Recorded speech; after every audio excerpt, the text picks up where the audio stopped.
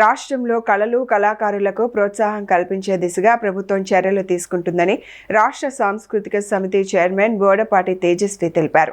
ఈ నెల 8, 9 తేదీల్లో నిర్వహించనున్న చిత్రకళా ప్రదర్శనలో దేశంలోని పలు రాష్ట్రాల నుంచి సుమారు 700 మంది కళాకారులు పాల్గొంటారని చెప్పారు. ప్రముఖ చిత్రకారులు రోడ్లపైనే తమ కళా ప్రతిభను ప్రదర్శించనున్న ఈ కార్యక్రమానికి ప్రజలు పెద్ద ఎత్తున హాజరై కళాకారులను ప్రోత్సహించాలని ఆయన పిలుపునిచ్చారు. ఎన్నో కార్యక్రమాలు రూపాంతరం చెందాయి. ఒక దేశం రాష్ట్రం అభివృద్ధి అంటే కేవలం రోడ్లు భవనాలు కట్టడమే కాదు, కళలను కళాకారులను సంస్కృతి సాంప్రదాయాలను ముందుకు తీసుకెళ్లడమే నాగరికత అని భావించే ప్రభుత్వం ఈరోజు కూటమి ప్రభుత్వం. అందుకు నిదర్శనంగా ఈరోజు ఆంధ్రప్రదేశ్ రాష్ట్ర సృజనాత్మకత సంస్కృతి సమితి ఆధ్వర్యంలో అమరావతి చిత్రకళా వీధి అనే ఒక వినూత్నమైన కార్యక్రమాన్ని గుంటూరులో ఈ సంవత్సరం ఆగస్టు 8, 9 రేపు ఎల్లుండి ఎంతో వైభవంగా జరుపుకోబోతున్నాం.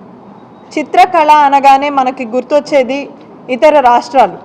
మన రాష్ట్రంలో ఎంతో గొప్ప చిత్రకారులు ఉన్నప్పటికీ వారికి అవకాశాలు లేక దేశంలో ఎక్కడ చిత్రకళా ప్రదర్శన జరిగినా, అది కర్ణాటక అవనివ్వండి, గోవా అవనివ్వండి, కేరళ, ఢిల్లీ లాంటి ప్రదేశాలకు వెళ్ళి వాళ్ళు చిత్రకళను ప్రదర్శించాల్సిన పరిస్థితి. అలాంటి పరిస్థితి నుండి మన రాష్ట్రానికే ఇతర రాష్ట్రాల నుండి చిత్రకారులు అందరూ వచ్చి వాళ్ళ ప్రదర్శనలు జరిపే ఒక ప్లాట్ఫామ్ని క్రియేట్ చేయాలి అని చంద్రబాబు నాయుడు గారి ఆదేశాలతోటి అమరావతి చిత్రకళా వీధి వంటి వినూత్నమైన కార్యక్రమానికి మనం శ్రీకారం చుట్టడం జరిగింది.